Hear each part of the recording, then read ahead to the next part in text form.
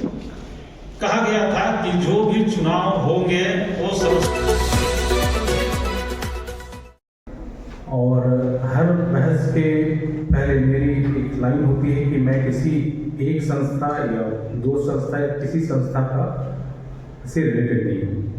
मेरी सिर्फ एक संस्था है, वो है नेशनल लॉ यूनिवर्सिटी, और मेरा काम है कानून पढ़ाना और कानून के बारे में कानूनी रूप से जानकारी देना, ना किसी का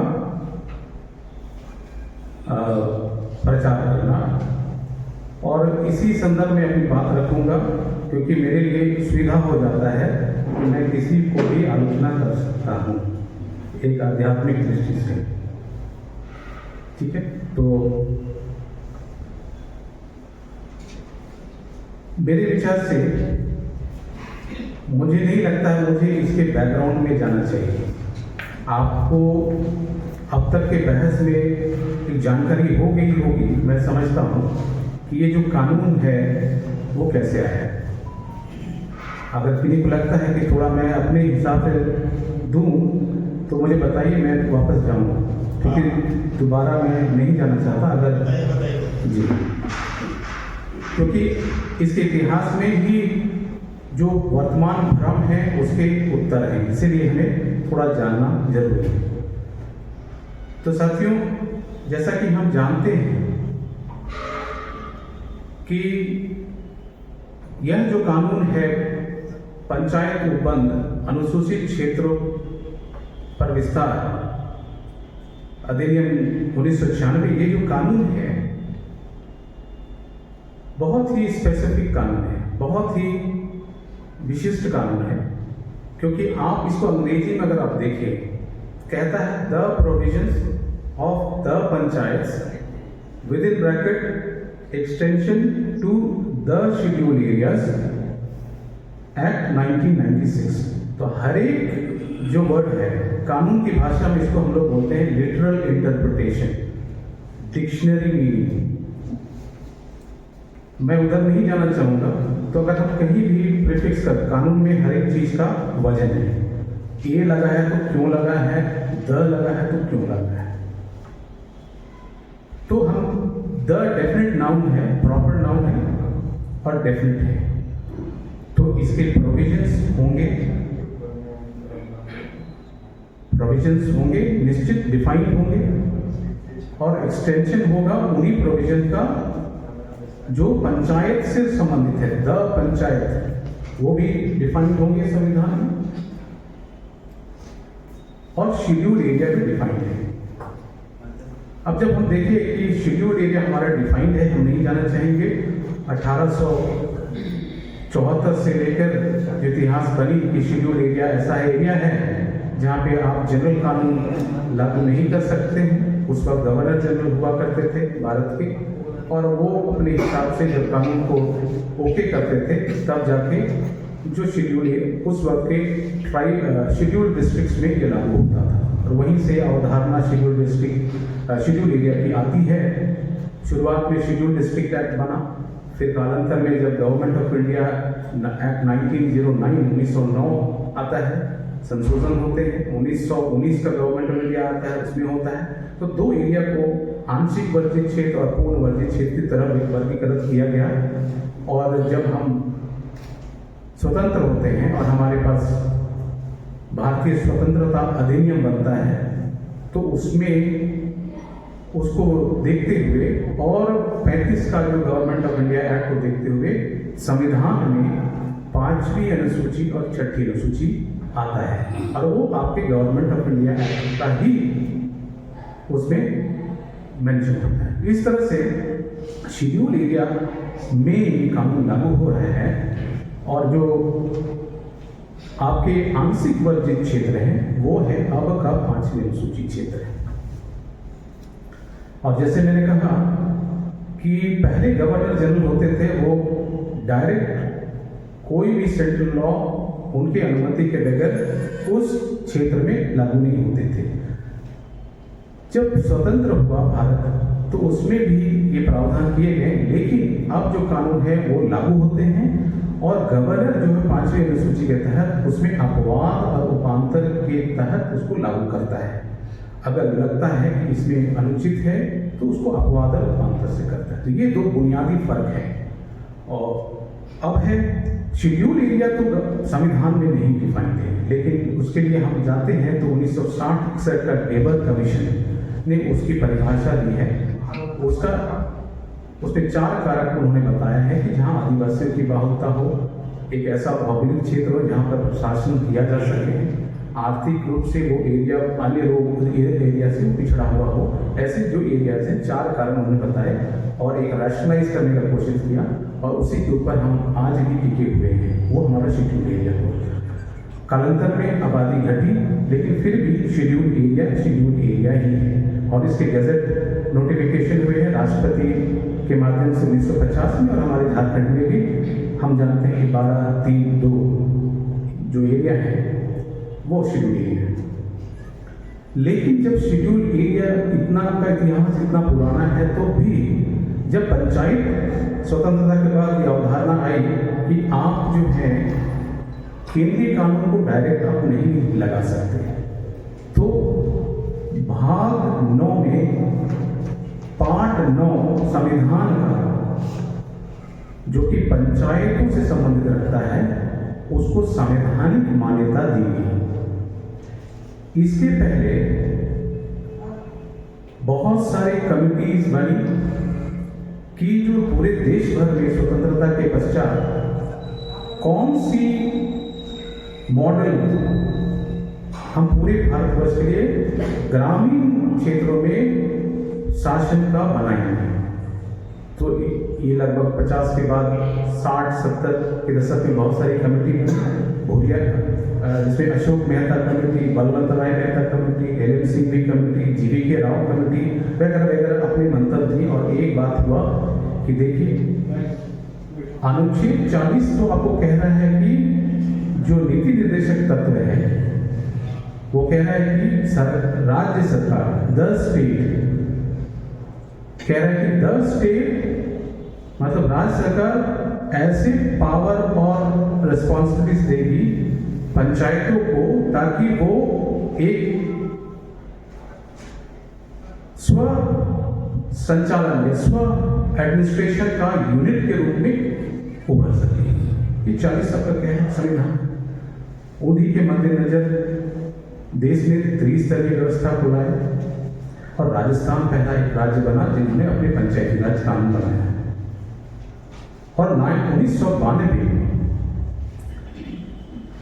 चूंकि संविधान में ये प्रावधान था कि ये पंचायती राज व्यवस्था जो है अनुसूचित क्षेत्रों में हूबहू लागू नहीं हो सकती, इसीलिए एक प्रावधान लाया जिसको हम बोलते हैं आर्टिकल 243(m)(4)(b) और उसके तहत कहा कि अगर पंचायत को लागू करना है, एक्सटेंड करना है अनुसूचित क्षेत्रों में, तो आपको एक विशेष कानून बनाना पड़ेगा और वो केंद्र सरकार बनाएगी, तभी आप पंचायतों को जो भाग 9 में है उसको एक्सटेंड कर सकते हैं, एक्सटेंशन कर सकते हैं। अभी तक नहीं एक्सटेंड हुआ। तो इसी के आलोक में चूंकि ये कानून में बाध्यता है, तो सरकार ने, केंद्र सरकार ने एक कमेटी बनाई और जिसको कि हम सब जानते हैं भूरिया कमेटी। भूरिया कमेटी का गठन होता है माननीय दिलीप सिंह भूरिया के नेतृत्व में, और वहाँ पे हमारे अपने लोग भी होते हैं, स्वर्गीय बंदी राव जी, डॉक्टर DD शर्मा जी और भी सारे लोग होते हैं। और 94 में, माफ कीजिएगा 95 में उन्होंने 2 रिपोर्ट सौंपा। पहला रिपोर्ट पेशा, दूसरा रिपोर्ट मेसा। पेशा जो है आपके ग्रामीण क्षेत्र के लिए और मेसा जो है वैसे अनुसूचित क्षेत्र जो शहरी क्षेत्र में रहे हैं। और ये 2 पार्ट हुए, पार्ट 9 और पार्ट 9A। पार्ट 9 जो है संविधान का, उसको मान्यता मिली, दोनों को मिली, वो उसको अब है पंचायत को कानूनी अधिकार मिला, यानी संविधान का संरक्षण मिला, वो भी संविधान का अभिन्न हिस्सा हो गया। साथ साथ 2 शेड्यूल आ गए। वो 11वां और 12वां। जब शुरुआत में संविधान बना तो हमारे पास 395 अनुच्छेद, 22 भाग और 10 शेड्यूल हुआ करते थे। अब है 12 शेड्यूल। और वो जो शेड्यूल भी आपके 1993 में ही लागू हो गए हैं।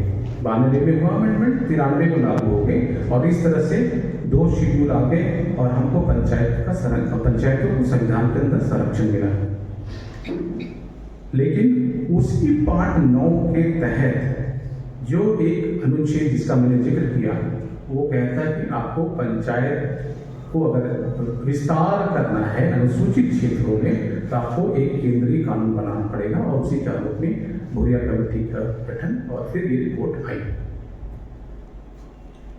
अब हम देखते हैं कि इतने साल हो गए, 96 में कानून आया, लेकिन उन्होंने कानून बनाया तो कानून की अंत में जो है उन्होंने कहा कि ये कानून जो है, जैसे बहुतों ने कहा कि आप इसकी राज्य सरकार के, चूंकि पंचायत का विषय जो राज्य का है, केंद्र का है, केंद्र ने अपनी कानून बनानी है, राज्य को अब कर्तव्य है कि वो अब इसको अपने कानून में या फिर अलग से जो कानून बनाकर इसको विस्तार करें, एक्सटेंड करें।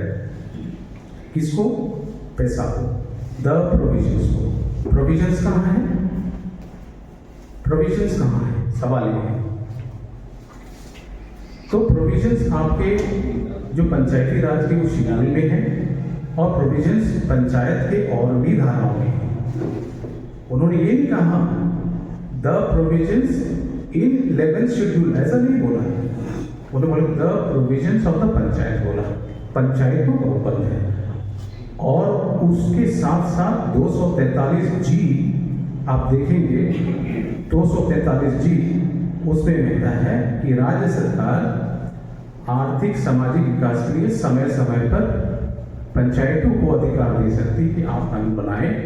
उसके साथ जो विषय जो है 11वीं अनुसूची में उद्धृत हैं, विषय 29 विषय 11 शेड्यूल में, 18 विषय म्यूनिसिपैलिटी के शेड्यूल में, उनको भी, उनके ऊपर भी पंचायत कर सकती है।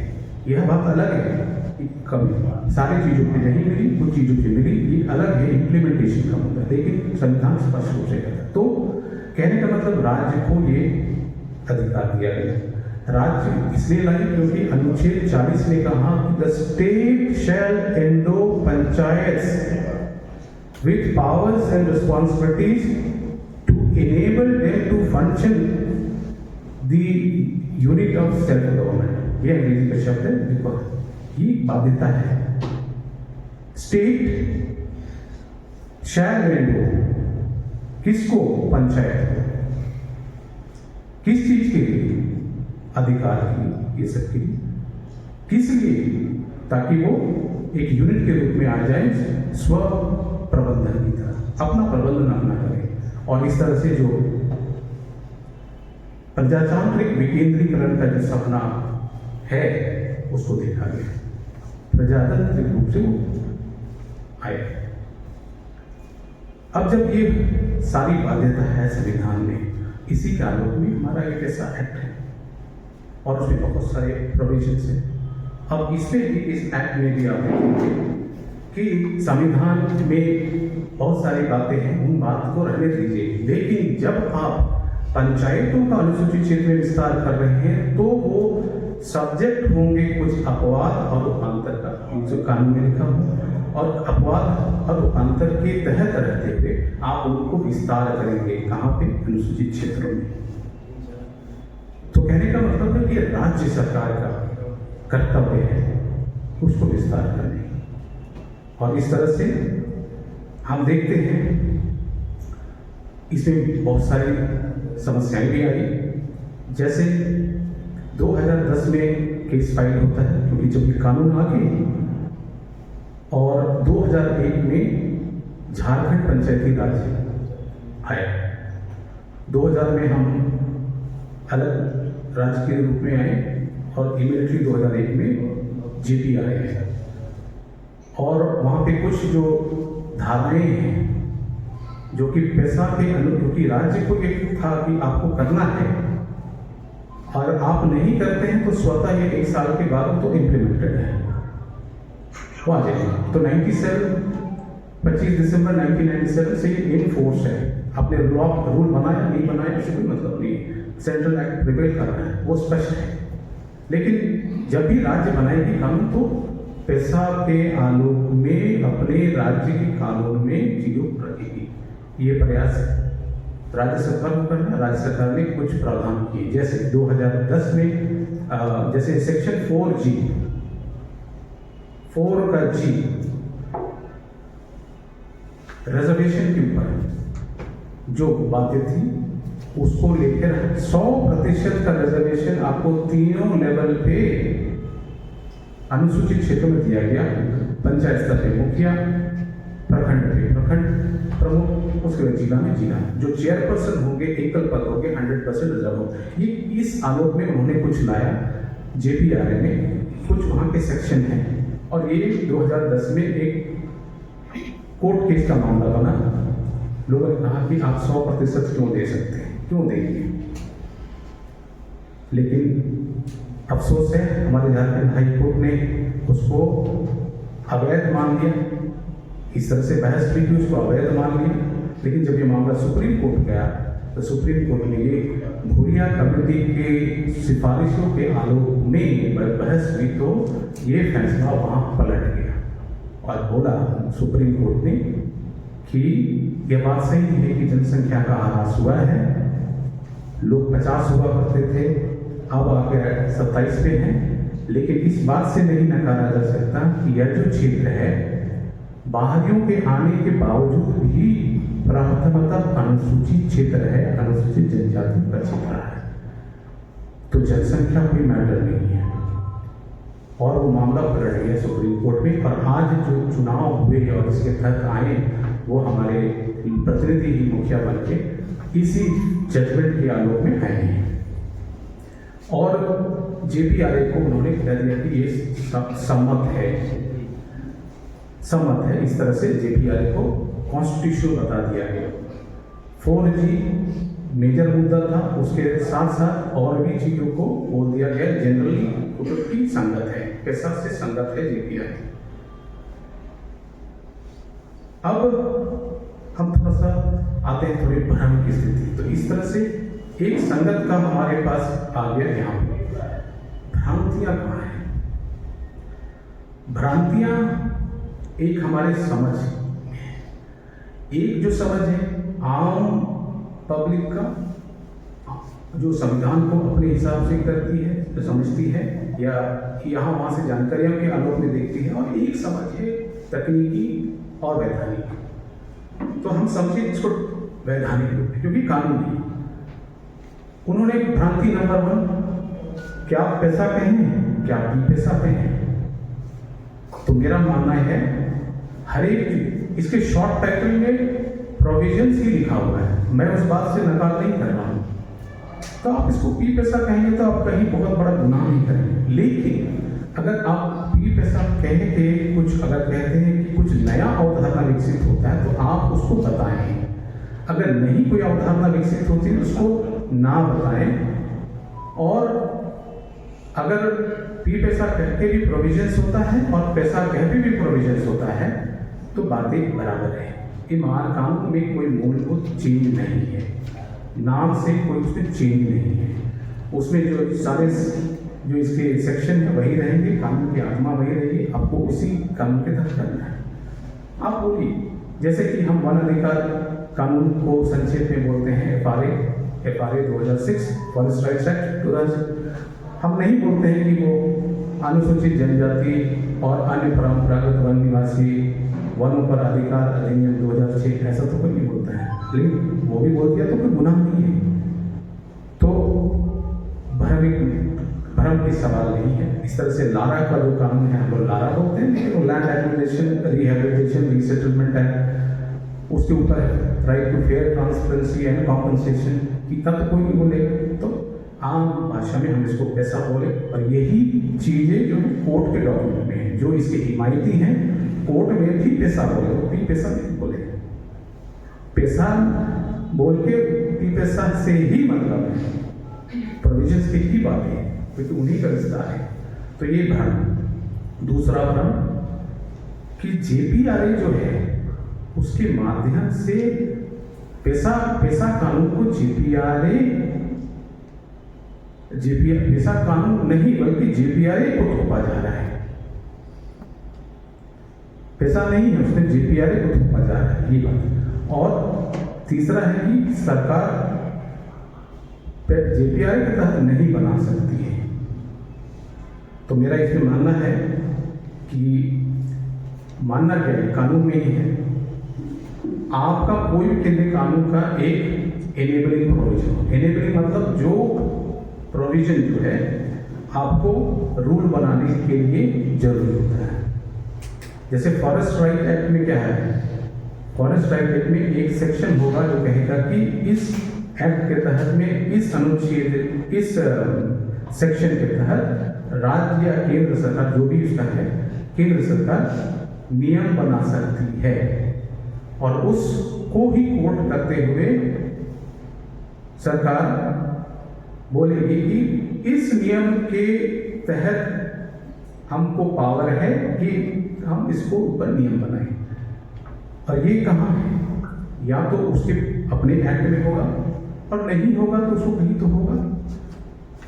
चूंकि ये पैसा है, इसमें कोई एनेबलिंग प्रोविजन नहीं है, तो हम कहाँ ढूंढेंगे, या तो हम अपना स्टेट का पंचायती राज में ढूंढेंगे, इन एब्सेंस कहाँ ढूंढेंगे। और मुझे लगता है जो इन्होंने बनाया वो भली भांति जानते थे कि एनेबलिंग हम नहीं देने से भी, चूंकि पंचायत का विषय हो, राज्य सरकार का विषय है और राज्य को ही इसमें बनाना है, और कई सारे राज्यों ने इसी का करके रेफर करके अपनी नियमावली बनाए हैं, तो नहीं देने से भी वो ऑलरेडी, क्योंकि विषय तो बटे हुए हैं, तो उसी के अंदर वो बनाएंगे।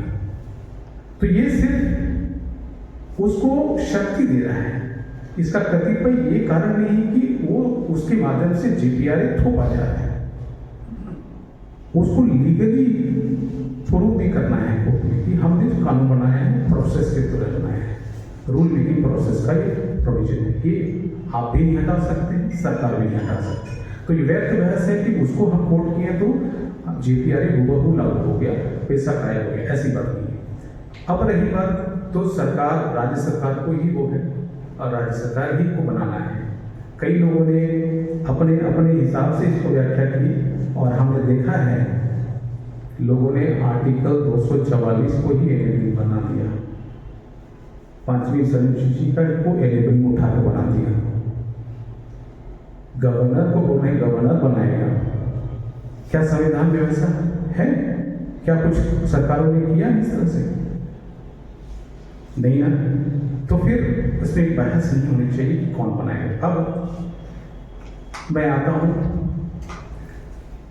इसके कुछ प्रावधानों पे जो जेपीआरए में, तो जेपीआरए एक, और तीसरी जो है बहस की भ्रम जो है कि आप मुखिया को फिर हमारे क्षेत्र में थोप रहे हैं, मुखिया को थोप रहे हैं। कुछ लोग का मानना है कि मुखिया हटाओ और ग्राम सभा के माध्यम से सारा कुछ चलना चाहिए। ये भी एक भ्रम है, कंफ्यूजन है।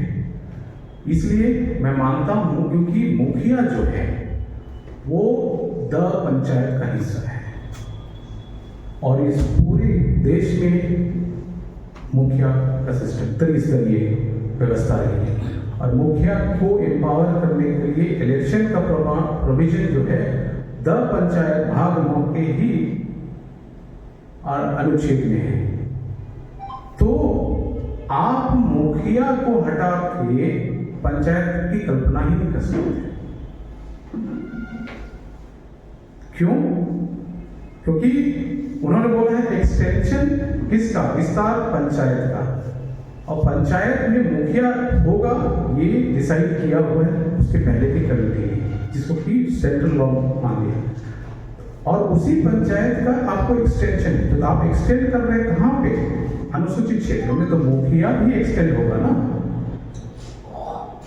क्योंकि पार्ट 9 का एक प्रावधान है 243(m)(4) में जो पेशा को जन्म दे रही है। अगर हम इसको आम भाषा में समझे, पार्ट 9 होगी माता।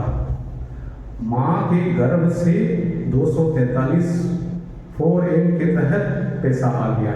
तो जब पैसा आया तो क्या माँ को खा जाएगा, विलोपित कर देगा? नहीं करेगा, क्योंकि वो तो उसी का विस्तार है। 243(m) पार्ट 9 का ही हिस्सा है। तो ये कंफ्यूजन नहीं होनी चाहिए कि मुखिया नहीं रहेगा, मुखिया भी रहेगा, लेकिन अपवाद और रूपांतरणों के तहत रहेगा। अपवाद है 4G कि आपके अन्य क्षेत्रों में मुखिया अलग होंगे, लेकिन जो अनुसूचित क्षेत्र है 4G के तहत में आदिवासी होगा। आदिवासी के लिए 100% आरक्षित है, ये अपवाद हो गया। इसी अपवाद और रूपांतरण के तहत इसको विस्तार करना है। इसी अपवाद और रूपांतरण के तहत और भी सारे प्रावधान हैं जिनको विस्तार करना है, खत्म नहीं करना है कि वो पंचायत हो। तो आज अब विस्तार करने की श्रेणी में हम सभी जानते हैं कि अनुसूचित क्षेत्रों में अपनी परंपरा, अपनी रूढ़ी व्यवस्था, अपनी मान्यताओं के हिसाब से उनको संचालन करने का राइट दिया है, पैसा कहते हैं। तो ग्राम सभा का महत्व बहुत बढ़ जाता है और ग्राम सभा का स्थान वहाँ पे है। और अनुसूचित क्षेत्रों में ग्राम सभा का प्रधान कौन होगा, ये अलग अलग अनुसूचित जनजातियों का पारंपरिक अगुवा उसके अध्यक्षता करेंगे, मुखिया नहीं करेगा। मुखिया has got nothing to do, मुखिया नहीं करेगा, आपके पारंपरिक अगुवा करेगा, क्योंकि तो ये व्यवस्था आपके हिसाब से, आपके रूढ़ी व्यवस्था के हिसाब से चल रही है। विवादों का निपटारा भी आपके ही लोग ग्राम सभा से जो ऊंचे स्तर पे अपने अपने पारंपरिक व्यवस्था में जो है वो हिसाब से करेंगे, उसका प्रावधान किया है। अभी के जो नियमावली जो है उसमें बातें आई कि अपील का क्या हो। तो राज्य सरकार पैसा के आलोक में यह जो या तो चूंकि नियमावली अनुपस्थित था, हमारे पास JPRA 2001 में आया लेकिन नियमावली नहीं था, इसलिए राज्य सरकारों ने कुछ को वहां डाला। और अब जब बात आ गई है नियमावली बनाने का, तो स्पष्ट रूप से आपको एक नियमावली बनानी है जो पैसा के अनुरूप में होनी है। और ऐसा भी है कि JPRA जब बना तो उसमें कुछ बातें जो थी पैसा में जो दी थी उसको नहीं इंक्लूड किया गया था। एक खामियां जरूर थी, उसको कालांतर में हटाया गया, उसमें डाला गया। जैसे कि लघु वन उत्पादन में मालिकाना हक किसको दिया जाएगा, पैसा कहता है कि ग्राम सभा। वो चीज 2007 में उन्होंने अपने पंचायती व्यवस्था में डाला। कुछ चीजें जो थी जैसे मान्यताओं से संबंधित थी उनको तो रखा, लेकिन जहां पर जमीन अधिग्रहण, जहां पे लघु खनिज, जहां पे लघु जल संसाधन, जहां पे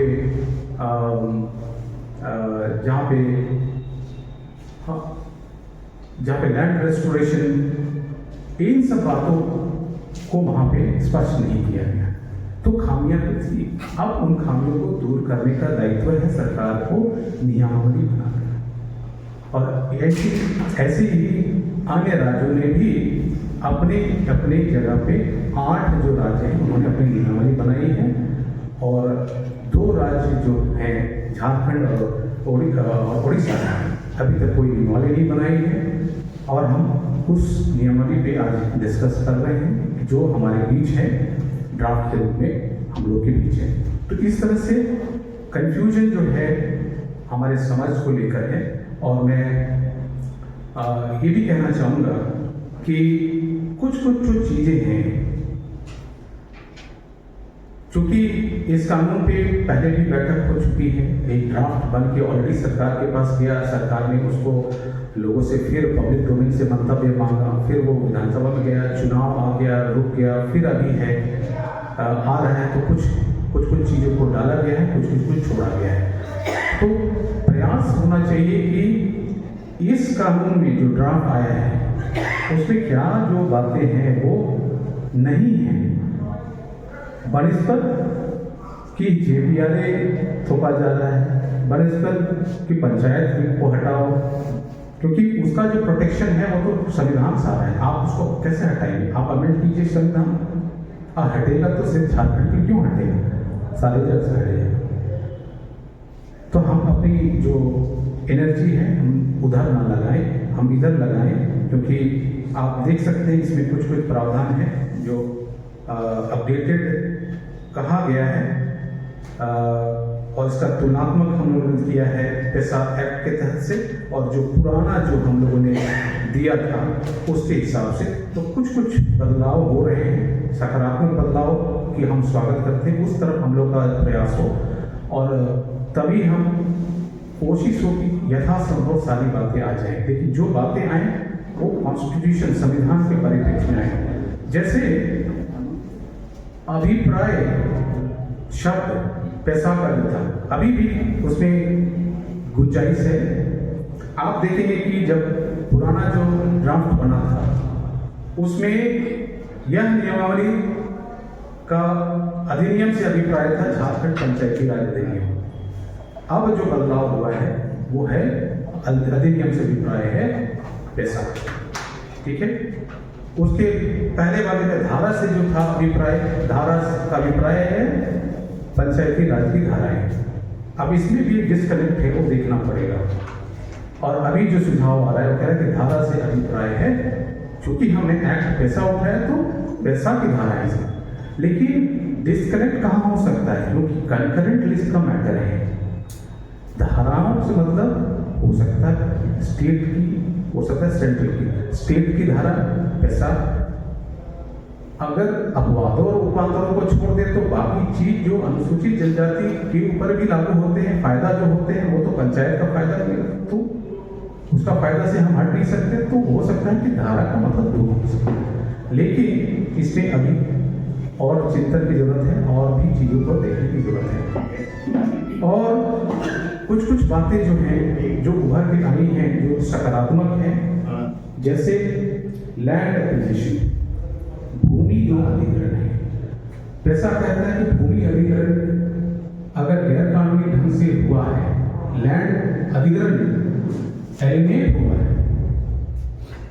चला गया है वो गैर कानूनी ढंग से, तो उसको रिस्टोर करने का पावर विधानसभा को है।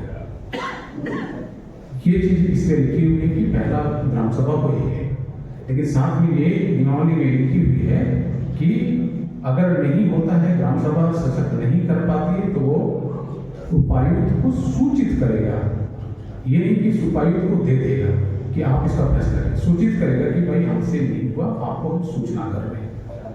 उसमें हो सकता है और बहस की जरूरत है, क्योंकि हर एक जो लैंड होगा कोई सीरियस मैटर होगा, टाइम लेगा, कोई कम सीरियस होगा, कम टाइम लेगा। तो क्या उसको समय में बांधे नहीं बांधे, ये विचार का भी प्रश्न हो सकता है। लेकिन पहले जो था, अब जो लैंड एक्विजिशन हो रहा है उसमें एक सुधार की गुंजाइश हो सकती है कि उन्होंने लिखा है कि राज्य का को जो लैंड एक्विजिशन पॉलिसी है 2015 का, उसके तहत होगा। और वो जो कानून है उसका जो पेरेंट कानून है वो लारा है। लारा के तहत वो कहता है कि कंसेंट होगा, और इन्होंने ड्राफ्ट में किया है सालाना। तो यहाँ पे डिस्कनेक्ट है, यहाँ पे सुधार की गुंजाइश है, क्योंकि एक और आपके जो पैसा एक्ट में भी कहता है कंसेंट, सहमति, और ड्राफ्ट कहना है सलाह। तो ये सब कुछ जो पॉइंट है उस पर हम लोग कर सकते हैं, चर्चा कर सकते हैं, लेकिन ये कहना गलत होगा कि ये बिल्कुल हम इसको खारिज कर दे, क्योंकि बहुत सारी जो बातें हैं यथासंभव उसको लाया गया है। इसमें हो सकता है इसमें कमी बेसी है, जहाँ जहाँ कमी लग रही है उसको चिन्हित करके हम लोग इसको देने का प्रयास करेंगे सरकार को। लेकिन हम ये नहीं कह सकते हैं कि सरकार को कानून बनाने का कोई हक नहीं है, मुखिया को खत्म कर दो और सारी शक्तियां ग्राम सभा को देते। ग्राम सभा की शक्तियां ग्राम स्तर तक है। उसमें पैसा में भी एक बात लिखा गया है, ग्राम सभा या पंचायत के समुचित स्तर पे। तो हम ग्राम सभा तो पूछते हैं लेकिन एप्रोप्रिएट लेवल को नहीं जानते हैं। जैसे अभी जो लॉ में नियमों में बताया है कि L1 जो माइनिंग का लीज होगा वो अब ग्राम सभा लेगा, लेकिन कुछ माइनिंग के लीज ऐसे हैं जिसमें ग्राम सभा स्किल्ड नहीं है, तो कैसे मैनेज करेगा? कैपिटल इंटेंसिव है, नॉलेज की जरूरत है और बड़ा क्षेत्र है, तो कैसे कर पाएगा? इस तरह से वो किया गया है, लेकिन जो ग्राम सभा जिसमें कर सकती है उसको किया गया है। और ये भी इसमें है कि जो अगर हमने पावर दे दिया, मान लीजिए दे दिया, अभी मुखिया का पावर फाइनेंशियल पावर है, ग्राम सभा को कालांतर में दिया जा सकता है, ऐसा नहीं कि नहीं दिया जाता है, क्योंकि क्या देना है वो तो राज्य सरकार के क्षेत्र में है। अगर हम पावर देते हैं बिना जिम्मेवारी की तो हमारे लिए एक तरह से बहुत सारे सवाल खड़े हो सकते हैं। तो इस तरफ भी हमको देखना है, एक बैलेंस व्यू की तरफ देखना है कि हम इतना पावर दे सकते हैं ताकि उसमें खिचपिच ना हो। आज हम जानते हैं जिस तरह से हमारी ग्राम सभा की जो हालात है, ना गठन हुआ है, ना कई जगह गठन हुआ है तो कार्रवाई नहीं चलती है, कार्रवाई चलती है तो कोरम नहीं पूरा होता है, कोरम पूरा होता है तो फिर एक फेक ग्राम सभा भी आ जाता है, बहुत सारे बिचौलिए उस पर हावी हो जाते हैं। तो ये सब एक बहुत कहें तो सुधार की गुंजाइश है। हम वहाँ पे पहले काम करें और कालांतर में हम सरकार से बार्गेन करें कि अब हम संबल हो गए हैं, हमको आप और पावर दीजिए। और ग्राम सभा तो सरकार के ही अधीन है कि आपको किस तरह से आपको एक स्वतंत्र इकाई के रूप में विकसित करें।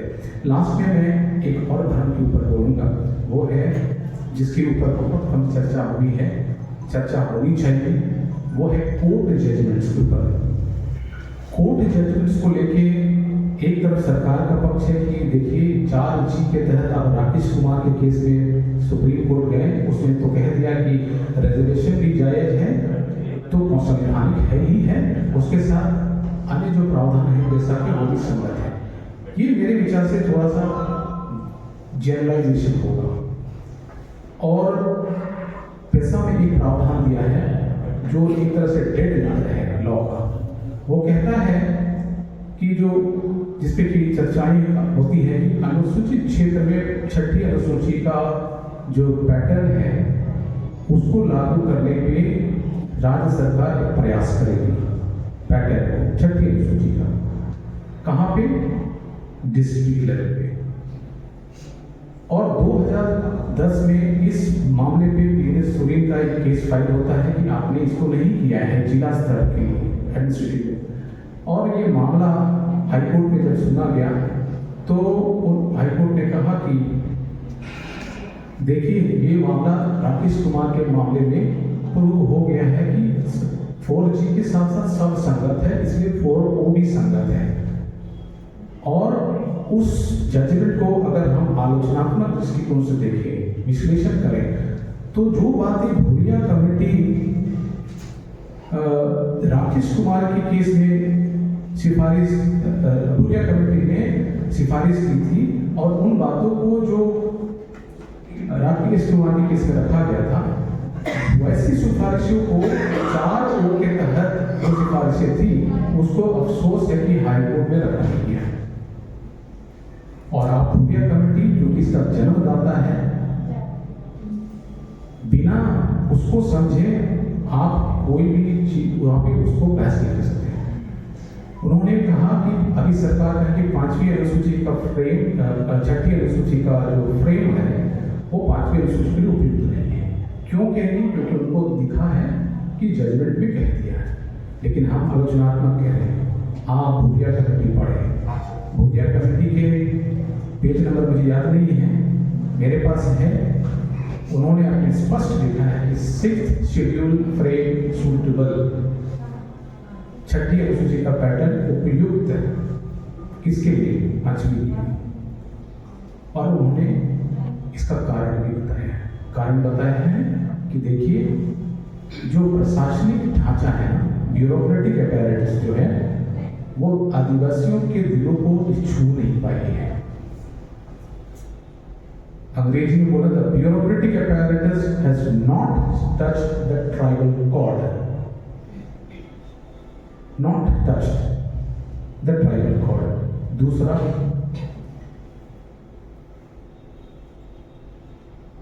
उन्होंने कहा कि छठी अनुसूचित क्षेत्र में हालांकि बहुत सारी छठी अनुसूचित के जो पैटर्न है, हालांकि उसमें बहुत सारी कमियां हैं, हम उससे किनारा नहीं करते, हम उसको दरकिनार नहीं करते, लेकिन छठी अनुसूची के पैटर्न होने पे बहुत सारी उपयोगिता भी है।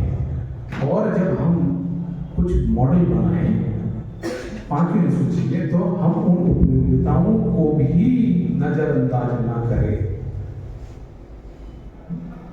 The framers should not detract from the utility of the sixth schedule pattern, ये बोला है। और इसीलिए उन्होंने कहा, therefore we hark, H-A-R-K, therefore we hark on the pattern of sixth schedule, ये उनका शब्द है। इसीलिए हम दबाव देते हैं, इसीलिए हम उसको कहते हैं कि आप कीजिए।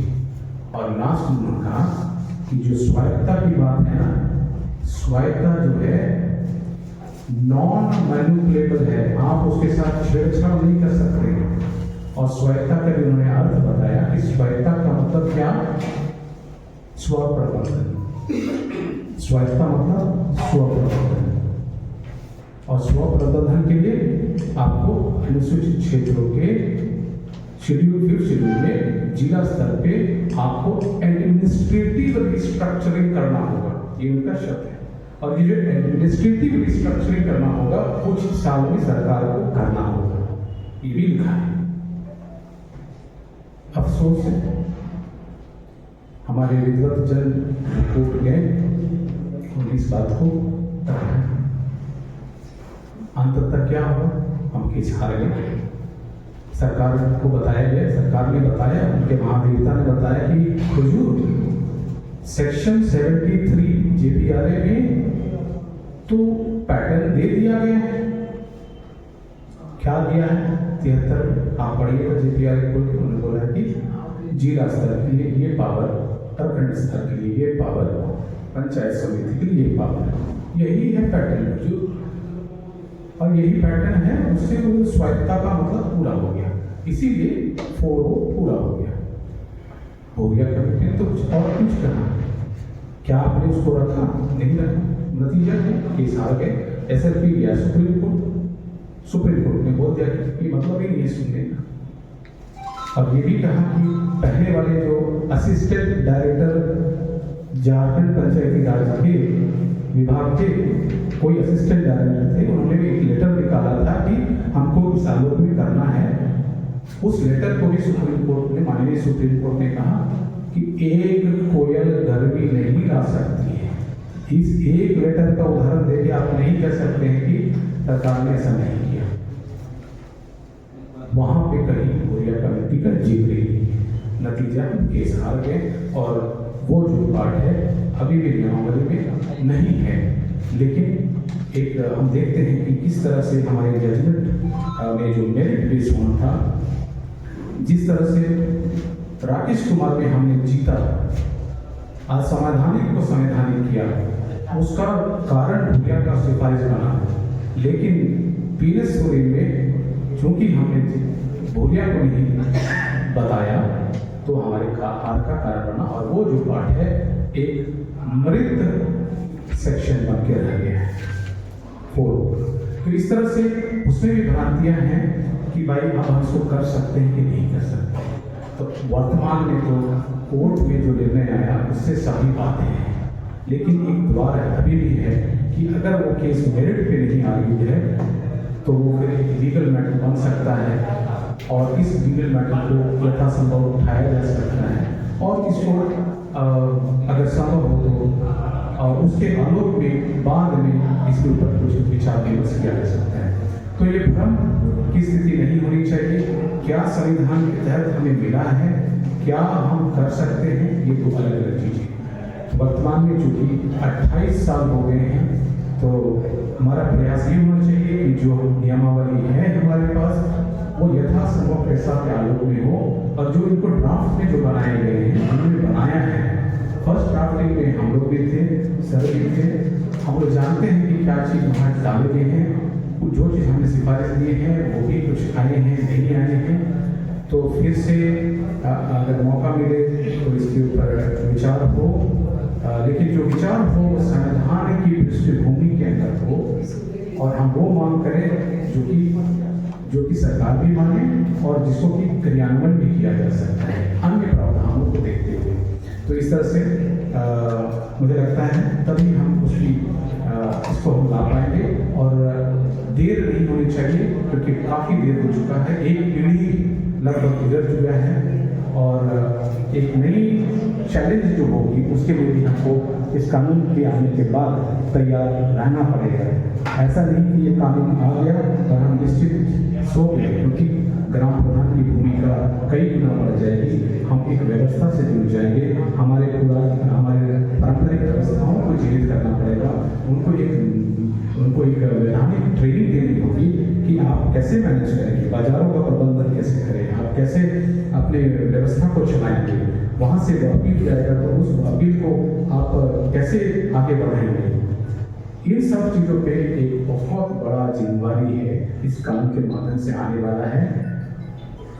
पावर विदाउट रिस्पॉन्सिबिलिटी, सत्ता बिना जिम्मेवारी के अराजकता फैलेगी।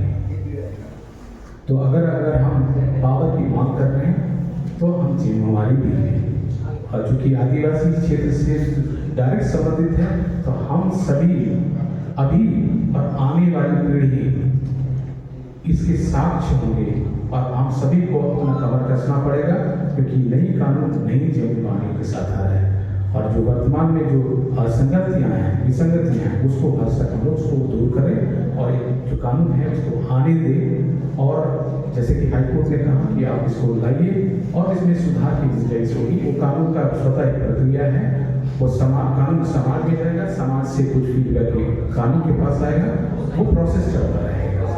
लेकिन ये बात नहीं है कि हम जो भी दिया जा रहा है उसको आँख मूंद के ले, लेकिन आँख खोल के हम उस पर जरूर सुधार करें और उसको संवैधानिक दृष्टिकोण से उसको लेकर हम इसको लागू करवाएं। इतना ही सोच कर कहकर मैं सबको धन्यवाद देता हूँ। आपने बड़ी पेशेंस के साथ सुना, बहुत बहुत बना हुआ है, तो उसमें ग्राम सभा का क्या? जी, मैसा तो बना नहीं है।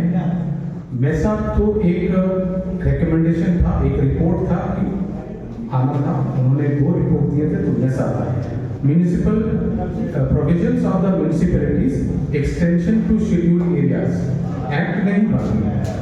उसका एक रिकमेंडेशन है कि आपको भाग 9A के आर्टिकल 243ZC के तहत में जिस तरह से आपने पार्लियामेंट में मैसा एक्ट बनाया, उसी तरह से एक कमेटी बना के आपको मैसा एक्ट बनाना था। अफसोस है कि वो 2001 में डिस्कशन में आया हाउस में, माननीय शरद यादव जी हुआ करते थे। आप देखेंगे कि 2011 के बाद उसकी कोई चर्चा नहीं हुई, तो अब तक भी उसको चर्चा नहीं, अभी वो कानून नहीं बना है और उसमें कोई डिस्कशन नहीं। हाँ, तो इलेक्शन जो इसी बात को लेके उसको कहा जाता है कि जो पंचायत जो अनुसूचित जो म्यूनिसिपैलिटी है अनुसूचित क्षेत्र में, शहरी क्षेत्र में वो अवैध है, और वो बहुत तक सही भी है। केस टू केस देखना पड़ेगा, और उस केस में कानून बनना चाहिए, क्योंकि कानून नहीं बनने से शहर में जो आदिवासी हैं वो उनके ऊपर म्यूनिसिपैलिटी थोपा जा रहा है, और उसके साथ क्या हो रहा है कि उनकी परंपरा से जो संचालित है वो अधिकार उनको नहीं मिला है, वो अपने में हैं, लेकिन जो कानून का संरक्षण लाना है कैसा है ग्रामीण क्षेत्र, वो शहर में जो आदिवासी हैं अनुसूचित क्षेत्र उनको नहीं। तो राज्य सरकार को नियमावली बना के नगर निगम चुनाव कराने का अधिकार है क्या? अगर उसके 2 चीजें, देवाशीष सोरेन बनाम स्टेट ऑफ झारखंड का एक केस हुआ था, थोड़ा सा आपने सवाल पूछा तो मैं सुनो। देवाशीष सोरेन आप लिख सकते हैं, पढ़ सकते हैं। देवाशीष सोरेन बनाम स्टेट ऑफ झारखंड का केस हुआ था, उसमें ये बात उठी थी कि रांची म्यूनिसिपैलिटी एक्ट जो है उसके संशोधन हुआ था और उस संशोधन को चैलेंज किया गया था कोर्ट में कि ये तो गैर कानूनी है। रांची म्यूनिसिपल एक्ट जो है, क्योंकि इसके ऊपर कोई कानून नहीं बना है, इसीलिए ये गैर कानूनी है। उसमें चैलेंज तो किया गया था, लेकिन संविधान में एक आर्टिकल और है 243 ZF, ZC के तहत में बनना है, नहीं बना। अब है म्यूनिसिपैलिटी रांची में लागू हुआ, उसमें अमेंडमेंट हुआ तो चैलेंज हुआ कि चूंकि केंद्र ने नहीं बनाया इसलिए ये अवैध है अमेंडमेंट। कोर्ट ने कहा ZC के अंदर में क्या कहता है, ZC में कहता है कि जो 73वें संशोधन के पहले से चले आ रहे हैं जो कानून है ना, ZC के तहत वो कंटिन्यू रहेगी। उसको बोलते हैं कॉन्टिन्यूएंस ऑफ एग्जिस्टिंग पंचायत, वो ZF का है। तो और उसी आलोक में जहाँ रांची म्यूनिसिपल, झारखंड म्यूनिसिपल जो यहाँ पे रांची म्यूनिसिपैलिटी एक्ट को चैलेंज किया, उन्होंने कहा कि रांची म्यूनिसिपल जो एक्ट है वो बिहार म्यूनिसिपैलिटी एक्ट का अडॉप्ट किया है। बिहार म्यूनिसिपैलिटी एक्ट 1922 है, वो स्वतंत्रता के पहले भी है और 73वां संशोधन के भी पहले है। तो वो ZF की तरह प्रोटेक्ट हो गया ZF। कॉन्टिन्यूएंस बोला ना, कॉन्टिन्यूएंस ऑफ एग्जिस्टिंग पंचायत, मतलब वो पंचायत जो म्यूनिसिपैलिटी है, सॉरी पंचायत म्यूनिसिपैलिटी है, वो ZF के तहत प्रोटेक्ट हो गया क्योंकि 73वां संशोधन के पहले आया है। लेकिन उसने कहा कि गवर्नर को ये पावर है 5वीं अनुसूची में कि राज्य और केंद्र कानून को बदल सकती है, मॉडिफाई कर सकती है, अगर वह 5वीं अनुसूची के 6 क्षेत्र से असंगत हो। और उन्होंने स्पेसिफिक मेंशन किया कि आप गवर्नर होने के पास जाएंगे। इसीलिए एक तो है कि वैसे कानून जो 73वां संशोधन के पहले चल रहे हैं और जैसे झारखंड जैसे राज्य को उन्होंने अडॉप्ट किया है तो वो कॉन्टिन्यूएंस है, इसलिए वो प्रोटेक्ट हो गया। लेकिन वैसे जो म्यूनिसिपल कानून जो बन रहे हैं, जो 73वां संशोधन के बाद बने हैं, चूंकि वो ZF की तरह प्रोटेक्टेड नहीं होंगे, वो नहीं होंगे। और वो क्योंकि संसद को ये कानून बनाना है 243 ZC के तहत में, तो नहीं बनाया तो वो आप कह सकते हैं कि वो अवैध है। और मैं उस बात पे आपसे सहमत हूँ, वो ऐसी उनको चैलेंज करना चाहिए और केंद्र सरकार को कानून बनाना चाहिए। इस पर भी हम लोग का फोकस होना चाहिए। नहीं बनने से नतीजा हो रहा है कि झारखंड जैसे राज्य में लगभग एक डेटा है जिसमें कि मुझे याद नहीं आ रहा है, 40 के आसपास या कुछ है, जो म्यूनिसिपैलिटी का विस्तार हुआ है अनुसूचित क्षेत्र में, शहरी आबादी में, वो असंवैधानिक है। इसके बाबत सुंदरगढ़ आदिवासी जिला एडवोकेट ने केस भी फाइल किया और भी जगह से केस फाइल हुए हैं। 3 केस है झारखंड से गया है, लेकिन अनफॉर्चुनेटली उसके मेरिट पे बहस नहीं हो रही है क्योंकि जज साहब जो डिस्कशन होता है कोर्ट में उसी के ऊपर फैसला देते हैं। तो जो हमारे अधिवक्ता हैं, कानून के जो जानकार हैं, उनका रोल बहुत अहम हो जाता है। जज को कानून नहीं आता है, जज को उतना ही आता है जितना कि अधिवक्ता ने बताया। कोई भी केस उस बहस में जो दिए तथ्यों और प्रमाणों के आधार पर निर्णय होता है, क्योंकि जज कोई नया फैक्ट अपने से नहीं उठाएगा, आपको देना है, आपके जो वकील हैं उनको देना है। और नहीं दिया तो गलती हमारी। असंवैधानिक है ना सर? असंवैधानिक है। स्पष्ट है। और इसी तरह से पूरे हिंदुस्तान में द वायर की एक रिपोर्ट है जिसमें कि लगभग 400 म्यूनिसिपैलिटीज असंवैधानिक है। बिना किसी सेंट्रल कानून के होते हुए उन्होंने उसका विस्तार किया। अब हम अगर नहीं मांगे तो कल ग्रेटर रांची में हमारा रामपुर का भी सिमरिया और इधर के गांव विस्तार हो जाएगा, आपके साइड में विस्तार हो जाएगा। अब आप पैसा के बेनिफिट से वापस आ जाएंगे बिना किसी संवैधानिक सुरक्षा के। तो वहाँ पे हमको काम करने की भी जरूरत है। मतलब मेसा में ग्राम सभा को कोई पावर नहीं। मिसा में म्यूनिसिपैलिटीज की क्षेत्र है, वो पार्ट 9A का पार्ट है वो। तो उसमें ग्राम सभा ग्राम सभा का नहीं, ग्राम सभा तो गांव की इसलिए होती नहीं, तो ग्राम है। सभा उसमें काम नहीं करेगी, उसमें पावर नहीं रहेगा ग्राम नहीं, वो तो शहर के लिए अलग व्यवस्था करना है, अलग कानून बनेगा, अलग कानून। फिर नियमावली बनेगा। हाँ, उसके लिए अलग नियमावली बनेगा। संविधान पार्ट 9 का 243ZC और ZF दो पड़ेगा। चलिए पैसा मत करिए, पैसा मत करिए। मिसा तो जाने का इच्छा है।